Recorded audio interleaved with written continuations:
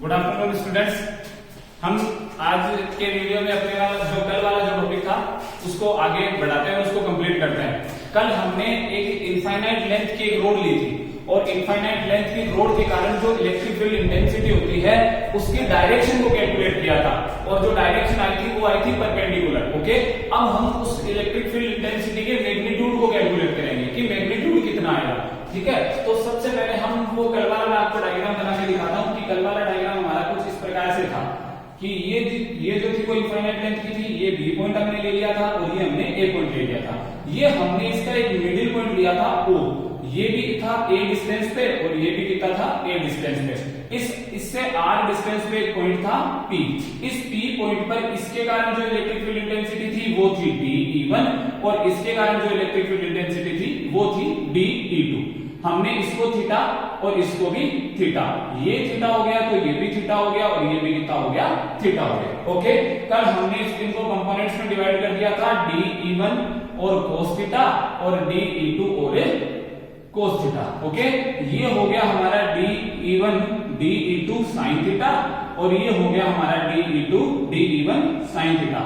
कल हम ये इतनी बात कर चुके हैं, हमने ये कहा था कि इनके मैग्नीट्यूड तो बराबर होते हैं तो इसका मतलब DE1 sin थीटा और DE2 sin थीटा आपस में कैंसिल हो जाते हैं। तो ओवरऑल जो इलेक्ट्रिक फील्ड इंटेंसिटी होगी वो सम होगी, किसका सम होगी, DE1 cos थीटा और DE2 cos थीटा और इसकी डायरेक्शन क्या होगी, परपेंडिकुलर टू द रोड। कोई दिक्कत नहीं। फिर मैंने ये आपको कहा था कि जब हम इसका मैग्नीट्यूड निकालेंगे गाउस के रूल से तो हमें एक इमेजिनरी सरफेस लेना पड़ेगा। वो इमेजिनरी सरफेस कैसा होना चाहिए, 3D स्ट्रक्चर होना चाहिए, क्लोज्ड सरफेस होना चाहिए। बिकॉज क्योंकि जो गाउस का लॉ होता है वो हमेशा क्लोज सरफेस पे लागू होता है, ये आप सबको पता है, ये हम पढ़ के आ चुके हैं बेटो, है ना। ओके, तो अब हम जब आगे चलेंगे तो हमें सबसे पहले क्लोज सरफेस को इमेजिन करना पड़ेगा, 3D स्ट्रक्चर को।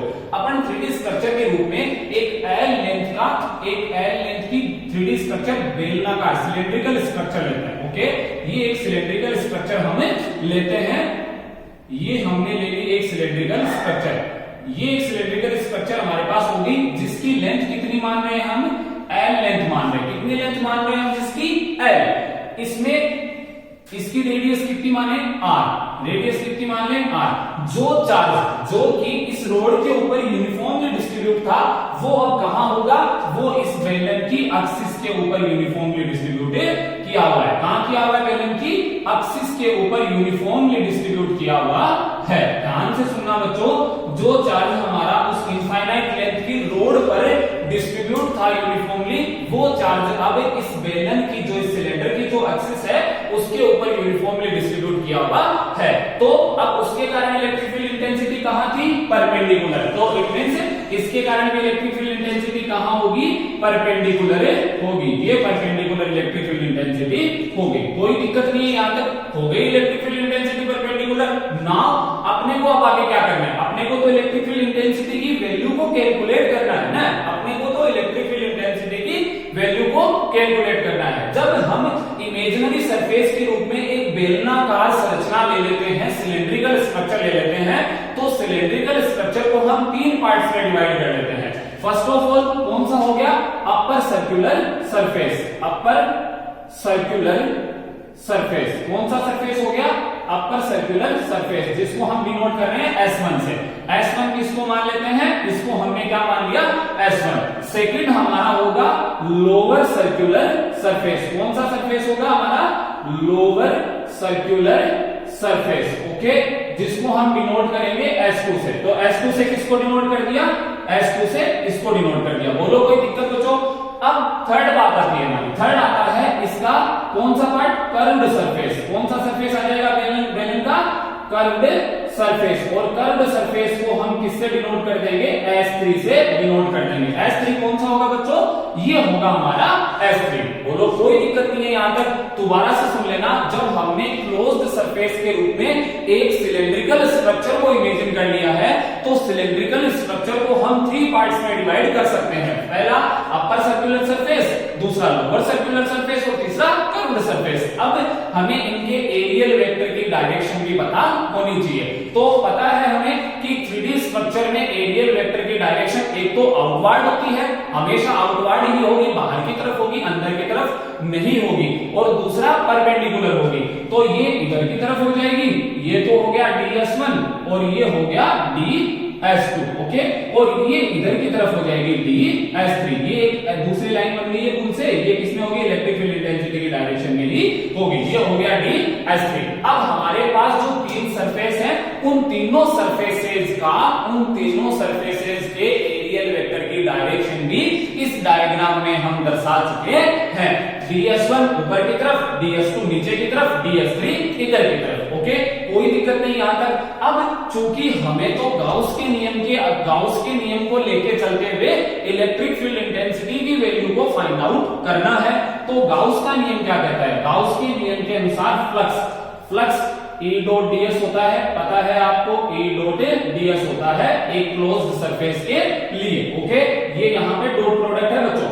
अब ये हो जाएगा समीशन q बटा एप्सिलॉन नॉट, समीशन q बटा एप्सिलॉन नॉट। ये किसका नियम है, गाउस का नियम है। गाउस के नियम के अनुसार flux related to any closed structure is 1 upon epsilon time to the charge enclosed by that closed surface. Flux किसी भी 3D स्ट्रक्चर, किसी भी त्रिविमीय ज्यामिति से संबंधित फ्लक्स जो होता है वो 1/एप्सिलॉन गुना होता है किसके, उस चार्ज के, जो चार्ज ने, जिस चार्ज को उस सरफेस में, उस 3D सरफेस ने क्लोज कर रखा है, ओके, कोई दिक्कत नहीं है यहां तक। अब हमने ये चीज कर ली है, अब देखना हमने क्या कहा था कि चार्ज क्या है, लीनियरली डिस्ट्रीब्यूट है, रेखीय रूप से वितरित है, यहीं पे भी तो रेखीय रूप से वितरित है, इसका मतलब अब यहां पे हम लीनियर चार्ज डेंसिटी को ले सकते हैं। तो लीनियर चार्ज डेंसिटी कितनी होती है बच्चों, कल हमने देखा था लीनियर चार्ज डेंसिटी बराबर होती है लैम्डा। बच्चों घर पे रहो, स्टडी करो, ज्यादा से ज्यादा आराम से स्टडी करो, कूल माइंड से, और जितना ज्यादा हो सके उतना ज्यादा पढ़ो, क्योंकि ना आपको बाहर जाना है, न खेलने जा सकते आप, न कोई अदर आप कुछ भी कर नहीं सकते हो बाहर जाके, इसलिए हमें घर पे रहना है, कोई भी एक्टिविटी एक्स्ट्रा नहीं करके ज्यादा से ज्यादा पढ़ाई पर फोकस करना है, और बोर्ड एग्जाम में हमें शानदार प्रदर्शन करना है। लीनियर चार्ज डेंसिटी कितनी ले ली हमने, लैम्डा ले ली। अब लैम्डा जब लीनियर चार्ज डेंसिटी ले ली, लेंथ कितनी है, L लेंथ है, तो समीशन Q कितना हो गया, समीशन Q बराबर हो गया lambda Guna L। Now have to put this value in this equation, तो इस इक्वेशन में हम ये वैल्यू क्या कर देते हैं, रख देते हैं। तो हमारे पास कितना आ जाता है, फ्लक्स फाई बराबर आ जाता है E डॉट ds बराबर आ जाता है बच्चों lambda L upon epsilon not. ये मान हमारे पास आ जाता है। अब हमारे पास जब ये मान आ गया, ये किससे रिलेटेड है, ये फ्लक्स ओवरऑल जो पूरा सिलिंड्रिकल जो स्ट्रक्चर है उससे रिलेट करता है, ये पूरा फ्लक्स, आई बात समझ में, ये पूरा फ्लक्स किससे रिलेट करता है, पूरे सिलिंड्रिकल स्ट्रक्चर से। But now we have to consider this situation, कौन सी situation, ds1 and E are perpendicular to each other, ds3 and E are in same direction, but ds2 and E are perpendicular to each other. Now we have to divide this integral in 3 parts, because cylindrical have 3 different parts, S1, S3 and S2, okay? तो now आगे अपनी हम चीज करते हैं, इस part को हम 3 भागों में डिवाइड कर सकते हैं। मैं ये डायग्राम बताता हूं, क्योंकि इस डायग्राम को हम कल भी बना चुके हैं, कल वाली वीडियो में आपके पास ये डायग्राम होगा और आप डायरेक्शन को अच्छी तरीके से जान चुके हो। अब मैं ये आगे वाला पार्ट इधर की तरफ करता हूं कि फाई बराबर, हमने बांट लिया इसको E डॉट ds1, ओके, ये आ गया S1 plus E dot ds2, ये आ गया S2 plus E dot ds3, ये आ गया आपके पास S3 बराबर आपके पास कितना पड़ा है, लैम्डा L बटा एप्सिलॉन नॉट आपके पास अवेलेबल है। ये आगे बात। अब देखना बच्चों, E dot ds, A dot B क्या होता है, mod of A mod of B cos theta, तो then we use dot product, तो हमारे पास कितना हो जाएगा, S1 E ds1 cos theta plus S2 E ds2 cos theta, okay, plus S3 E ds3 cos theta बराबर आ जाएगा lambda L upon epsilon epsilon not. Here theta, theta क्या बता रहा है आपको? थीटा किसके बीच का एंगल होता है? उन दोनों वेक्टर्स के बीच का एंगल होता है जो वेक्टर्स डॉट प्रोडक्ट कर रही है, जो सदिश अदिश गुणा कर रही है, उनके बीच का कोण होता है। अब दोनों ये सदिश, तो ये बीच का कोण 90 डिग्री, ये कितना कोण 0 degree, because are in same direction and also this is equals to the 90 degree. तो देन अपन ये एंगल्स डिफरेंट एंगल्स को यहाँ पे पुट कर देते हैं पुट। तो सबसे पहले cos थीटा, इसको ds1 वाले को पुट करते हैं। E और ds1 के बीच कितना एंगल है बच्चों? यहां से देखना 90 डिग्री। तो देन हमने रखा s1 e ds1 cos 90 plus s2 e ds2 cos 90 plus s3 e ds3 cos 90 बराबर lambda l upon epsilon not. बोलो कोई दिक्कत है? सॉरी, हमने यहाँ पे ds3 कितना लिखा है? 0 डिग्री है, तो हमें कितना लिखना पड़ेगा? cos 0 ये लिखिए। ओके, अब यहाँ पे cos 90 की वैल्यू कितनी होती है? 0 होती है। cos 0 की वैल्यू 1 होती है। तो नाउ अपन वैल्यूज पुट कर देते हैं, तो हमारे पास ये टर्म कट हो जाएगी, ये टर्म भी कट हो जाएगी और ये टर्म्स हमारे पास रहेगी। ओके, तो देन अब तीनों टर्म्स में केवल एक टर्म हमारे पास बची है। अब मैं क्या करता हूं, उधर वाले को मिटाता हूं और इसको वहां पे लिखता हूं। तो हमारे पास जो चीज आ जाती है वो आ जाती है s3 e ds3 बराबर lambda l upon epsilon not. हमें किसकी वैल्यू फाइंड आउट करनी है बच्चों? E की वैल्यू फाइंड आउट करनी है। तो E को हम बाहर निकाल लेते हैं। तो s3 ds3 बराबर lambda l upon epsilon not. अब s3 क्या है? s3 क्या है बच्चों?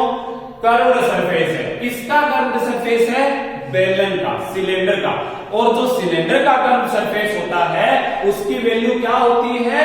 2 पाई गुणा लेंथ गुणा रेडियस। ओके, ये इंटीग्रेशन देखना ds3 का तो मतलब है छोटा curved surface, but integral of ds3 मतलब full curved surface of that cylinder का जितना भी कर्व्ड सरफेस है वो सारा, क्योंकि इंटीग्रल का मतलब होता है छोटे छोटे पार्ट्स को जोड़ना, ऐड करना और एक लंबा बड़ा पार्ट बनाना। ओके, कोई दिक्कत नहीं आता।